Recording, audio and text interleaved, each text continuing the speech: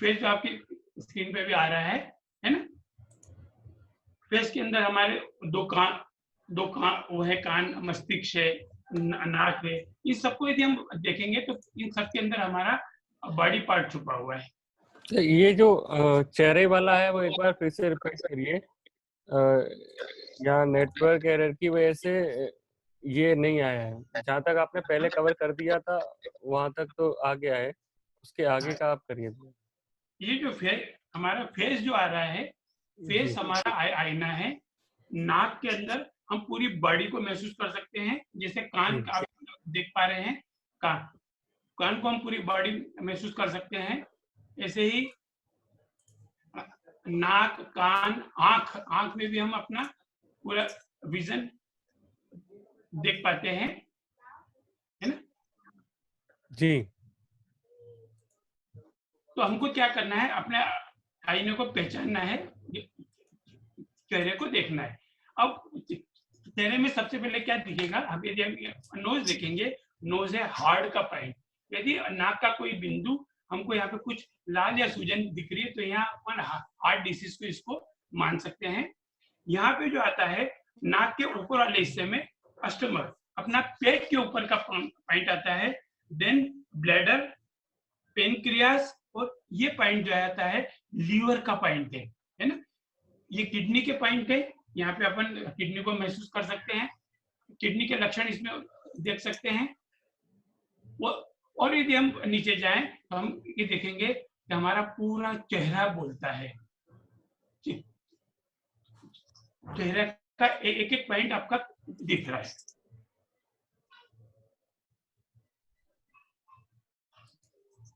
अब इसमें ये जो है, हम जो सबसे ऊपर वाला वो देख पा रहे हैं, ये भुओं के ऊपर का बिंदु है। यहाँ पे एक बच्चा लेटा हुआ है, उसका सिर आप देखें, फिर साइड में आप देखेंगे तो ये दिख रहा है, कान दिख रहा है, और कोने में देखेंगे तो आपको जबान दिख रही है, पूरे जीभ में पॉइंट है। पर इसके बारे में आगे बात करेंगे। फिर यदि हम यहाँ देखेंगे, नाक के अंदर पूरे पॉइंट है अपने, है ना। फिर ये जो चेहरा जो आप देख पा रहे हैं, ये लंग्स है, ये हमारे वो है पेट की ग्रंथियां। ऐसे हम पूरी बॉडी को इसमें महसूस कर सकते हैं। अब हम देखते हैं इसमें एक एक को समझते हैं। सबसे पहले हम देखते हैं जीभ। जीभ जो है हमारी, जीभ भी पूरे बॉडी का आईना है। जीभ में सबसे ऊपर यदि आप देखेंगे, जीभ का ये ऊपर का कोना है, इसको हम बोलेंगे हार्ड है। उसके पीछे लंग्स, देन स्प्लीन, स्टमक, और पीछे जो है बड़ी आंत, छोटी आंत, है ना, किडनी, है ना। अब इसको यदि हम देखें, भगवान ने जो जबान दी है, सिर्फ हमको खाने के लिए नहीं दी है, इसके ऊपर स्वाद ग्रंथियां भी दी है। सामने जो टिप पे दिया है, यहाँ को मीठे का स्वाद आता है, साइड में देखा है नमकीन का, और साइड में जाएंगे खट्टे का, और पीछे कड़वे का स्वाद आता है। तो हम जबान देख के भी चिकित्सा के बारे में बता सकते हैं, है ना। फिर हम देखेंगे कि जीभ देख के हम कैसे बता सकते हैं। तो सबसे पहले तो हमको देखना है कि जीभ का रंग यदि हल्का गुलाबी है, उस पे दाग धब्बे नहीं है, तो ये स्वस्थ जीभ का लक्षण है। ऐसी जीभ थोड़ी सी नम रहेगी। दवाओं का यदि साइड इफेक्ट हो तो जीभ बैंगनी या नीले रंग की होगी। अगर जीभ का रंग ऐसा है तो विटामिन B2 की कमी और इसके अलावा नर्वस सिस्टम की गड़बड़ी का संकेत देता है। चमकते लाल रंग की जीभ, बिल्कुल लाल सुर्ख जीभ यदि है, इसका मतलब बुखार, अंदरूनी चोट और संक्रमण हो सकता है। विटामिन बी और आयरन की कमी का संकेत भी देती है। जीभ पर पीले रंग की परत वायरल इन्फेक्शन, आंतों की समस्या के संकेत देती है।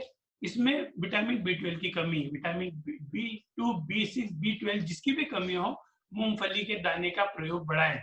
पानी में गला के मूंगफली के दाने अंकुरित करके खाएं, विटामिन बी भरपूर मात्रा में है।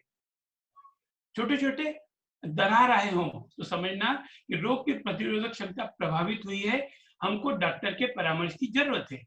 जीभ का रंग हल्का पीला हो तो समझ जाएं, क्योंकि यह खून की कमी, सूजन, थकान, नींद की कमी हो सकती है। महिलाओं में जब मेंसेस की शुरुआत होती है तो जीभ का अगला भाग लाल होता है। इसके अलावा यदि लाल हो तो शरीर की कमजोरी की निशानी है। जीभ के दोनों किनारे लाल हो जाएं, दोनों किनारे मतलब आइट साइड के, तो इसका मतलब है शरीर की कमजोरी और आंतों की समस्या है। वयस्कों से ज्यादा बच्चों में बड़ी जीभ की समस्या पाई जाती है, जो थायराइड का संकेत देती है। तो हमको ये भी देखना है जीभ बड़ी भी नहीं होना, शरीर के हिसाब से सामान्य है कि नहीं। ऐसे ही जब नाखून पे जाएंगे तो नाखून जो भगवान ने हमको दिए हैं, इसको 3 कैटेगरी में बांटा है, वायु, पित्त और कफ। वायु का जो नाखून होगा वो भंगुर होगा, है ना, कमजोर हो सकता है, और जहां से जुड़ा है वहां उठा हुआ।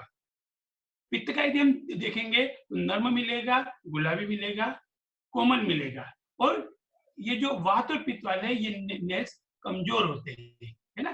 कुपोषण यदि हुआ तो स्टेफाई होंगे, है ना। लगातार कफ यदि होगा तो चोंच जैसी इसकी नोक होगी।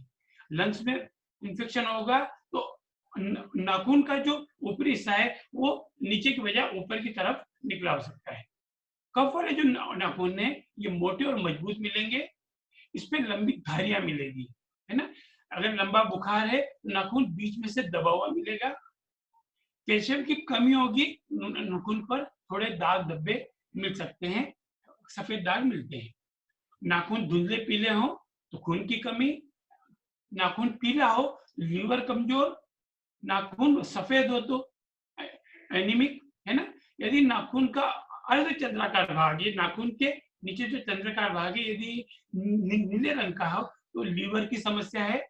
अगर ये नाखून का अर्ध चंद्राकार भाग लाल रंग का हो तो हृदय रोग की निशानी है। तो हमको नाखून से हम वायु, पित्त, कफ का नेचर के बारे में समझ सकेंगे। फिर अपन यदि आंखों से देखेंगे, आंख आईना होते हैं, है ना। आंख में भी यदि वात, पित्त और कफ का देखेंगे तो जो वात वाली आंखें होंगी, वायु रोग वाली आंखें छोटी और उदासीन होती है। पलकें ढलती हुई होगी, वो पलकों के बाल सूखे और कम होंगे। सफेद भाग मटमेला होगा। आइरिस भूरे रंग की या काले रंग का होगा। अगर पित्त वाला साधक है, पित्त वाला पेशेंट है, तो उसकी जो आंख जी कंटिन्यू करिए सर। ठीक, इसका जो आकार होगा वो मध्यम होगा, तेज होगा और प्रकाश के प्रति थोड़ा सेंसिटिव होगा, और इसकी आइरिस लाल होगी। जैसे यदि हम कफ की बात करें तो कफ की आंखें बड़ी बड़ी मिलेगी, पलकों के बाल लंबे होंगे, तेली होंगे, आइरिश पीला, नीला या काला होगा। ये इसके लक्षण है ना। हमने नाखून देख लिया। अब देखते हैं हम होंठ। भगवान ने जो होंठ दिए हैं, होंठ को हम कैसे, होंठ का अपन चित्र बराबर देख पा रहे हैं, तो होंठ का जो ऊपर वाला भाग है ये आमाशय है ना, लंग्स इंडिकेट कर रहा है, आप पिक्चर में क्लियर देख पा रहे होंगे। नीचे वाले होंठ में बड़ी आंत, छोटी आंत, आमाशय, ये साइड में दोनों तरफ किडनियां, है ना। तो इसको देख के हम कैसे पता लगाएंगे? वात वाले जो होंगे होंठ वो पतले और सूखे होंगे, पित्त वाले होंगे लाल, कफ वाले होंगे मोटे और सूखे। अभी सूखे और कटे हुए होंठ जो होंगे वो पानी की कमी और वात की गड़बड़ी दिखाते हैं। धुंधले पीले होंठ खून की कमी, भूरे होंठ लगातार अपच या पेट में कीड़े का इंडिकेशन देते हैं। होंठ का कंपन और डर हमेशा उत्तेजना को इंगित करता है। अब ये जो लक्षण है ये हमने देखे शरीर को देखे। अब हमको इन सबको यदि मिला के देखें कि हमको वात का मालूम पड़ गया, पित्त का मालूम पड़ गया, कफ का मालूम पड़ गया, अब हम ये देखेंगे कि वात वाले की प्रकृति क्या है, पित्त वाले की प्रकृति क्या है, कफ वाले की प्रकृति क्या है ना। तो उसके लिए वात वाला जो वो होगा, है ना, उसकी चमड़ी और बाल रूखे होंगे और जरा सी सर्दी लग जाएगी उसको दर्द का एहसास होगा, है ना। प्राय कब्जियत की शिकायत मिलेगी, उसमें अफारा मिलेगा, जम्बाहिया लेगा, जम्बाहिया मतलब ओबासी, मुंह सूखता होगा, कभी कभी मुंह उसका फीका मालूम होता होगा, भूख प्यास कभी कभी वो थोड़ी या बहुत कम लगती होगी। बात वाला का नेचर। पित्त वाला जो है पसीना बहुत आता होगा, उसके पसीने में से बदबू, कान और हाथ की हथेली विशेषकर लाल हो, अधिक खाए, धूप गर्मी में प्रभावित हो जाए, क्रोध आए, जल्दी क्रोध आए, जल्दी प्रसन्न हो जाए, बल साधारण हो और पाखना पीला और तनिक पतला हो। ये हो गए पित्त के। तो मानव शरीर की 3 प्रवृत्तियां हैं, वायु, पित्त और कफ। ये 3 नेचर का, पहले वायु समझ लिया, पित्त समझ लिया, अब कफ वाले नेचर में जो है उसके मुंह और नाक से बलगम आए, अधिक आए, खांसी हो, सर्दी जल्दी लग जाए, सर्दी गर्मी, सुख दुख सहन करे, आंखें सफेद हो, मीठा बोले, धर्मात्मा हो और ईमानदार हो, आलसी और सुस्त हो, मुंह मिठास थोड़ी सी रहे, सर्दी अधिक लगे, नींद अधिक आए। यह है कफ वाला। अब यहाँ होता है त्रिदोष, वायु, पित्त, कफ। तो ये जरूरी नहीं है कि एक ही प्रकृति के जितने चिन्ह एक ही आदमी में मिलेंगे, है ना। यदि मान लो कि किसी में वायु के मिल रहे हैं तो उसमें पित्त के, कफ के भी मिल सकते हैं, या हमको लग रहा है ये वायु प्रकोप वाला है, उसमें सारे गुण वायु के नहीं मिलेंगे, 2-4 गुण भी वायु के मिल सकते हैं। फिर इसमें कुछ कॉम्बिनेशन भी होते हैं, है ना, ये वायु पित्त का कॉम्बिनेशन, पित्त कफ का कॉम्बिनेशन। तो हमें इसको देखकर उनकी चिकित्सा का प्रयोजन करना पड़ेगा, उनके खाने पीने का तरीका देना पड़ेगा। जी महेंद्र जी, इससे हमने जाना कि चेहरा देख के और बात प्रवृत्ति पर भी हम पता कर सकते हैं, जीभ देख के हम डायग्नोस कर सकते हैं। अब आपसे मेरी जब बात हुई तो हमने कि मेरुदंड, स्पाइन के बारे में भी जाना था। अब स्पाइन से हम किस तरीके से डायग्नोस कर सकते हैं और किस तरीके से उसको ट्रीटमेंट में ला सकते हैं, उसके बारे में सब बताइए। सबसे पहले जो शरीर जो खड़ा है या जो शरीर जो काम कर रहा है ना, इसको यदि हम देखेंगे स्पाइन को, तो स्पाइन में जो मनके हैं 33 मनके, इनको यदि हम सबसे ऊपर है सर्वाइकल, थोरासिक, लंबर, है ना, सैक्रल और कोसिक्स। तो इनको यदि हम ऊपर के मनके से, जो अपना जो मस्तिष्क का जो जहाँ जुड़ा है वहां से लेकर टेलबोन तक, हर बीमारी से एक उसका सेल जुड़ा हुआ है ना। तो ये उसके सेल ही, उसकी बीमारी। अब यदि अपन इसको देखें तो इसका, मैं मेरी उंगली आप देख पा रहे हैं, इस उंगली में ये ऊपर का हिस्सा है, इसमें यहाँ पे स्पाइन और ये स्पाइन बनी है। इसको यदि मैं हथेली में देखूं, है ना, ये स्पाइन आप देख पा रहे हैं, ये स्पाइन यहाँ उंगलियों में, ये स्पाइन आप चित्र में देख पा रहे हैं। तो हम जहां भी हमको तकलीफ है उस बिंदु पे पॉइंट लगा के मेथी दाना लगा दे, चुंबक लगा दे और उस पे यदि पेपर टेप चिपका दे तो वहां की बीमारी को कंट्रोल कर सकते हैं। ये हमारे कुछ बिंदु थे। ऐसे ही हथेली में, हमारे हाथ में, पैर के अंदर भी पॉइंट है, वहां भी हम स्पाइन को देख के, जैसे ये जो उंगली इंडेक्स फिंगर, इसका जो पीछे वाला हिस्सा है, पीछे वाले हिस्से में हम स्पाइन के पॉइंट दे सकते हैं, है ना।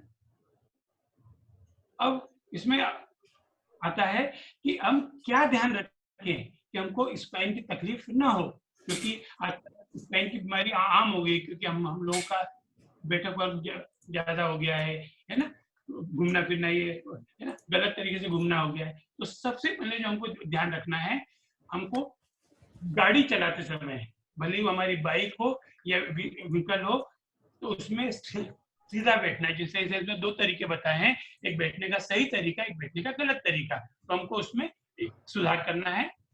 दूसरा, कुर्सी पे बैठते समय एक सही तरीका बताया है, एक गलत तरीका बताया है, हमको उसको भी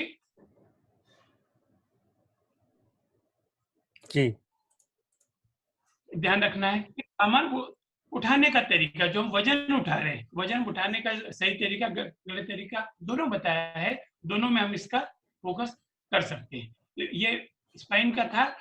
अब हम जो देखते हैं कि इस रीढ़ को ठीक करने की जरूरत क्यों है ना, ये तरीके सुधार लिए हमने।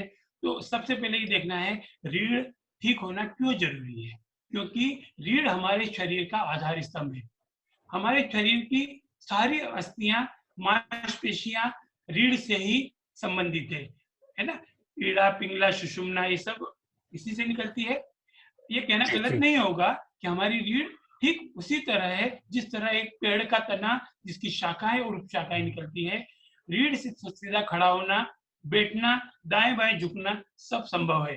यदि रीढ़ स्वस्थ न हो तो सारे कार्य हमारे अवरुद्ध हो जाएंगे। इसलिए रीढ़ ठीक होना बहुत जरूरी है। आप में से बहुत से लोगों ने अनुभव किया होगा, जब हमारे ऊपर की 7 गोटी है जिसको हम सर्वाइकल कहते हैं में तकलीफ आ जाए तो गर्दन और कंधे में तकलीफ होने लगती है। हमारा उठना बैठना कठिन हो जाता है, किसी कार्य में मन नहीं लगता और पीड़ा से ध्यान लगा रहता है ना। लंबर की जी दोष आने पर भी ऐसा ही होता है, चलने फिरने में तकलीफ आ जाती है। योग की समस्त क्रियाएं कहीं ना कहीं रीढ़ को ठीक कर सकती है। इसमें त्रिकोणासन सबसे बढ़िया, जो रीढ़ को दाएं बाएं होता है। ताड़ासन से रीढ़ में ट्रैक्शन, जो हम ऊपर पूरा बदन को खींचते हैं, ट्रैक्शन। भुजंगासन उल्टा लेट के थोड़ा सा रीढ़ को पीछे की तरफ झुकाया तो रीढ़ को लचीला करते हैं। मकरासन, मकरासन में रीढ़ के निचले भाग की स्टिफनेस दूर होती है और गोटियां अपने स्थान पे आ जाती है। इसमें सबसे महत्वपूर्ण पक्ष ये है कि रीढ़ वकार बीमारी से खत्म हो जाती है ना। अब इसमें ध्यान क्या रखना रीढ़ को मजबूत करने के लिए, क्योंकि रीढ़ से ही हमारी पाचन शक्ति, निष्कासन, श्वसन सब कुछ है। तो रीढ़ को सीधा रखने के लिए हमेशा ध्यान रखो, फोम के आरामदायी गद्दों को छोड़ो और उसकी जगह सख्त बिस्तर पे लेटो। दिन में जी 2 घंटे भी यदि हम हार्ड बिस्तर पे लेटते हैं तो हमारे दिल को बहुत आराम मिलता है। सिरहाना तकिया बिल्कुल नहीं लेना है। यदि हम 2 तकिए लेते हैं तो 1 तकिया कर लें, 1 लेते हैं तो मतलब चादर कर लें या नर्म तकिया लें। सिलाई करते समय, झुककर काम करते समय, कंप्यूटर पे बैठे हैं, कोई भी यदि हम बैठ के काम कर रहे हैं, कमर को सीधा रखें। पीठ के दर्द से बचने के लिए बहुत जरूरी है कि हमारा ऑफिस हो या हमारे घर का सोफा हो, जब भी आप बैठे हैं आपके घुटने नितंब से थोड़े उठे हुए हों। एकदम कुर्सी आसन पे बैठे तो इसका ध्यान रखना है। अगर हम फ्रेश होने भी जा रहे हैं, अगर इंग्लिश कमोड में फ्रेश हो रहे हैं तो हमको कमोड में भी हमारे घुटने थोड़े ऊपर हो तो नीचे पटिए पे पैर रखें, जैसा रीढ़ पर जोर नहीं आएगा। रीढ़ को संभाल लो, पूरे वायु कफ को कंट्रोल कर लो। और फिर भी यदि रोग आता है तो हम खाने पीने के तरीके से, सोने उठने के बैठने के तरीके से उसको ठीक कर सकते हैं। बस यही आज का विषय था, और आपके कुछ सवाल हो तो। जी जी पिछले आज जो है हमने जितनी भी चीजें रीढ़ की हड्डी को देखते हुए, आंखों को देखते हुए, चेहरे को देखते हुए, होठों को देखते हुए, कान और बाकी सब चीजों को हमने जाना किस तरीके से हम इनसे डायग्नोस कर सकते हैं और किस तरीके से इनका ट्रीटमेंट कर सकते हैं। आज का जो सेशन है होलिस्टिक हेल्थ फैटर्निटी के जो प्रैक्टिशनर्स है, चाहे वो नेचुरोपैथ हो, चाहे ऑरिकुलोथेरेपिस्ट हो या कोई भी दूसरे प्रैक्टिस करने वाले हो, उनके लिए बहुत बहुमूल्य होने वाला है, क्योंकि सबसे जो जरूरी है चिकित्सा में वो है डायग्नोस।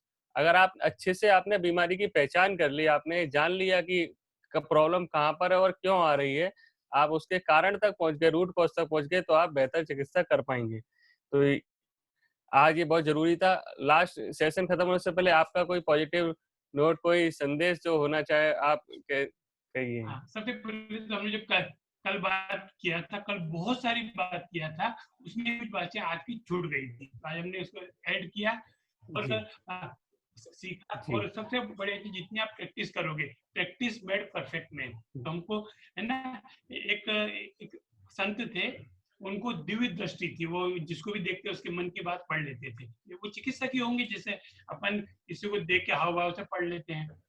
तो वो ब्लाइंड थे, पर उनके अंदर दिव्य शक्ति थी। उनके पास लोग आते थे, पूछते थे, उनको बता देते थे। तो कुछ शैतान लड़के आए उनको अयोग्य घोषित करने के लिए। उनने हाथ में चिड़िया का बच्चा रखा और पीछे छुपा लिया और बोला कि आचार्य श्री बताओ हमारे हाथ में क्या है। तो उन्होंने आंख बंद करी और बोला चिड़िया का बच्चा है। और उनका अगला सवाल था कि जिंदा है कि मुर्दा कि मरा है। बोले जी आचार्य जी ने बताया मरा हुआ है तो उड़ा देंगे, गलत सिद्ध हो जाएंगे। वो बोलेंगे कि जिंदा है उसको गर्दन में तो उसको दबा देंगे। आचार्य जी ने आंख बंद करी और मुस्कुराए, बोले बच्चा इट्स इन यूर हैंड, ये आपके हाथ में है कि वो चिड़िया का बच्चा जिंदा है कि मर गया है। तो उपचारक साथियों, जो भी हम कर रहे हैं ये हमारे हाथ में है कि हम कैसे डायग्नोज कर पाते हैं, है ना। हमको लोगों की परीक्षा नहीं देना है, और हमें ये नॉलेज होना चाहिए कि लोग क्या कर रहे हैं। इसमें लोग तो गलतियां करेंगे, फिर कैसी गलती करेंगे वो भी मैं आपको बताता हूँ।